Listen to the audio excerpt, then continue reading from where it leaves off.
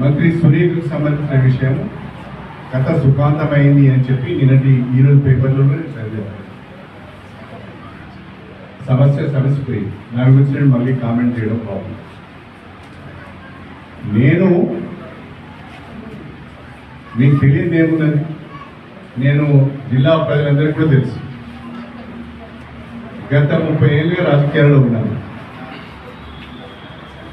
నేను ఎన్నడూ రౌడీజం చేయలేదు, నేను ఎన్నడూ సెటిల్మెంట్ చేయలేదు, ఎవరిని బెదిరించి బలవంతపు వసూలు చేయలేదు, భూ కబ్జాలు చేయలేదు. నాకు ఎవరితో ఎందుకు సమస్య ఉంటుంది? అనునిత్యం నేను ప్రజల్లో ఉంటాను. నన్ను ఎందుకు ప్రజలకి ఏం చేయగలను, నా నియోజకవర్గానికి ఏం చేయగలను అనే ఆలోచన ఉంటుంది తప్ప అనవసరమైన విషయాలకి పోయేటానికి నాకు ఇష్టం లేదు. అభివృద్ధిలో నాతోని పోటీ పడలేని వాళ్ళు నా మీద విమర్శలు చేస్తే నేను చేసేది